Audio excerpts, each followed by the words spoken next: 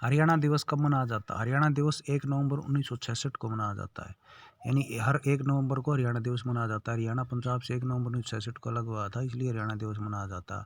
22 अप्रैल की बात आती है, 22 अप्रैल 1994 में हरियाणा में पंचायती राज अधिनियम लागू हुआ था। 24 अप्रैल की बात करें, 24 अप्रैल 1993 में भी भारत में पंचायती राज अधिनियम लागू हुआ था। 22 दिसंबर 1972 रोहतक से सोनीपत अलग हुआ था। तो ये एक क्वेश्चन में ही 4 क्वेश्चन बन जाते हैं। आगे चलते हैं। भारत में कर्क रेखा कितने राज्यों से होकर गुजरती है? मैं आपको बता दूं, भारत में कर्क रेखा 8 राज्यों से होकर गुजरती है। कौन कौन से? बिल्कुल बीचों बीच होकर गुजरात, राजस्थान, मध्य प्रदेश, छत्तीसगढ़, झारखंड, पश्चिम बंगाल, त्रिपुरा और मिजोरम।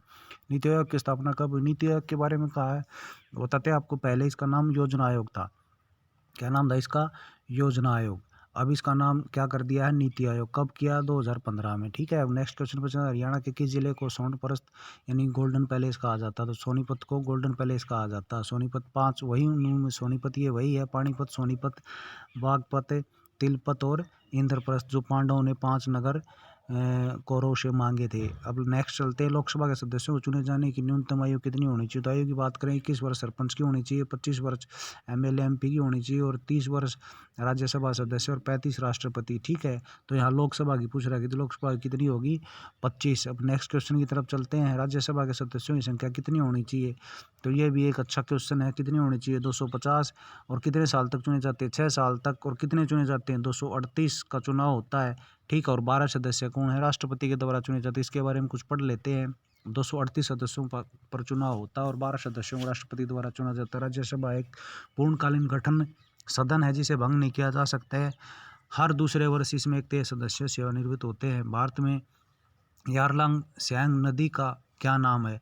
तो बात करते हैं यारलंग नदी ना, वो नाम है ब्रह्मपुत्र। ठीक है। वो कहाँ से निकलती है, कहाँ से होकर आती है, उसके बारे में डिटेल पढ़ लेते हैं। ब्रह्मपुत्र नदी तिब्बत, भारत तथा बांग्लादेश के का इसका उदय तिब्बत के पूर्ण जिले के स्थित मानसरोवर झील के निकट से होता है। यहाँ पे है यारलंग कहा जाता है। तिब्बत में बहती हुई नदी भारत में अरुणाचल प्रदेश राज्य में प्रवेश करती है। ब्रह्मपुत्र नदी बांग्लादेश की सीमा में जमुना के साथ दक्षिण में बहती गंगा की मूल शाखा के साथ मिलकर बंगाली खाड़ी में जाकर मिल जाती है। बौद्ध धर्म सीखने के लिए 17वीं शताब्दी में हरियाणा में कौन आया था? तो ये 17वीं शताब्दी है। ठीक है। 17वीं शताब्दी में हरियाणा में कौन आया था? तो हिंगदांग आया था। रिपन कौन है? रिपन स्वशासन का जनक कहा जाता है। हार्वर्ड यूनिवर्सिटी हर्षवर्धन राजा थे। हर्षवर्धन राजा के काल में। ये क्वेश्चन यहाँ ये भी बन सकता है, किसके राज्यकाल में आया था? तो हर्षवर्धन के। ठीक है। हिंग शांग कौन था? चीनी यात्री था जो भारत की यात्रा हुआ था। इसने नालंदा से एजुकेशन भी की थी। और कितने सालों तक रहा था? ये 15 सालों तक। ये क्वेश्चन भी बन सकता है। नेक्स्ट क्वेश्चन की तरफ चलते हैं। 2010 में पहले हरियाणा की दूसरी भाषा कौन सी थी? ये भी वेरी इंपॉर्टेंट प्रश्न है। 2010 में पहले कौन सी थी? तमिल थी। बंसीलाल ने तमिल कर दिया था। और 2010 के बाद कौन सी बना दी? पंजाबी। ठीक है। दूसरी भाषा, वैसे फर्स्ट भाषा तो हिंदी है अपनी। ठीक है। आगे चलते हैं। CIRB का फुल डेफिनेशन क्या? तो CIRB का फुल डेफिनेशन आपको बता दूं, ये भारतीय केंद्रीय भैंस अनुसंधान केंद्र यानी कि central institute for research and follows के नाम से ये हिसार में स्थापित है। ठीक है। आगे चलते हैं। उच्च न्यायालय के चीफ जस्टिस कौन है? तो उच्च न्यायालय के चीफ जस्टिस कौन है? जस्टिस बोबड़े ये हैं। ठीक है। कौन है? और ये शंकर झा कौन है? ये हरियाणा और पंजाब के उच्च न्यायालय के चीफ जस्टिस हैं। आगे चलते हैं। हरियाणा में तिलियार लेक कहाँ पे है? तो इसका सबको पता होगा तकरीबन, रोहतक वालों को खासकर। तो ये कहाँ पे है? रोहतक में। सबसे ऊंची चोटी कौन सी है हरियाणा की? ये करवा चोटी। कितनी है इसकी? 15-14। ठीक है। अब आगे चलते हैं। दमदमा झील कहाँ पे है? तो दमदमा झील के क्वेश्चन कई बार आते हैं। तो ये कहाँ पे है? गुड़गांव में। फरीदाबाद में कौन सी है? बड़खल झील। रोहतक में कौन सी है? अभी तिलियार दिखाई। ठीक है। इस तरह से क्वेश्चन बन जाते हैं। हरियाणा को भारत में क्षेत्रफल का कौन सा स्थान है? मतलब हरियाणा का भारत में क्षेत्रफल की दृष्टि से कौन सा स्थान है? 20वां। ठीक है। और हरियाणा का क्षेत्रफल पूछ लिया तो हरियाणा का क्षेत्रफल कितना है? हरियाणा का क्षेत्रफल है 44,212। नेक्स्ट मैथ का क्वेश्चन आ गया है। बहुत ही शॉर्ट ट्रिक से इस क्वेश्चन को करवाएंगे। 10 शर्ट और 13 टी शर्ट का मूल्य बराबर है तो लेन देन में लाभ प्रतिशत याद करना है। तो देखो 10 किसके बराबर है? 13 के। दोनों में अंतर कितना है? 3। तो लाभ कितना हुआ? 3%। और लाभ प्रतिशत का फार्मूला क्या होता है? लाभ बटे में विक्रय मूल्य और गुणा में 100। तो बहुत ही आसान हो गया अब तो ये।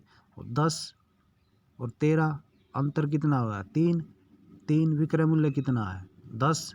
ये देखो विक्रय मूल्य कितना है? 10 और गुणा में 100। 1 0 तो 1 0, 10 तिया 30। आंसर कितना आया? 30, यानी डी ऑप्शन बिल्कुल राइट है। तो बहुत ही आसान तरीके वाला शॉर्ट ट्रिक से बताया गया मैथ का क्वेश्चन है। आगे चलते हैं, आगे भी इसी तरह का क्वेश्चन है, ये आए हुए क्वेश्चन है, ठीक है, एचएससी ने पूछा हुआ है इन क्वेश्चनों को। नेक्स्ट क्वेश्चन क्या है, किसी उत्पाद 80 टन से बढ़कर 90 टन हो जाता है तो कृषि उत्पाद वृद्धि का प्रतिशत, यहाँ पे प्रतिशत याद करना है, ठीक है। 80 टन से बढ़कर, कितने से बढ़ गया, 80 से टन का कितना हो जाए, 90, अंतर कितना हुआ 10। तो वही सिस्टम है, 10 बटा में 80 गुणा में 100, 0 तो 0, ये कितने हो गए 8 ने इससे भाग करें तो कितना होगा 12.5%। निकाल के देख लेना। एक संख्या के, इसने पूछा है एक संख्या 30% और 50% बीच का अंतर कितना है, 200, यानी 30 कितना होता है 30 बटा में 100 माइनस में 50 बटा में 100 बराबर कितना है 200, ठीक है, बराबर कितना है 200, दोनों बच के कितने हो गए 20। संख्या कौन सी मान लिया, आराम संख्या मान लेते हैं कोई भी, ठीक है, एक्स ए बी सी, तो उसका बराबर कर देते हैं, ठीक है। इसको उस तरफ राउंड करके ले जाओगे तो 1000 आएगा, निकाल के देख लेना, बहुत ही आसान है ये। 32 और, अब नेक्स्ट क्वेश्चन आता है 32 और 50 का औसत याद कीजिए। औसत याद करना होता है, ठीक है, तो सिंपल फार्मूला 32 जमा 50, संख्या कितनी है 2 बटे में 2, इन्हें जोड़ दो दोनों ने, दोनों ने जोड़े काट, दोनों का जोड़ कितना होगा 82 बटा 2 बराबर कितना 41।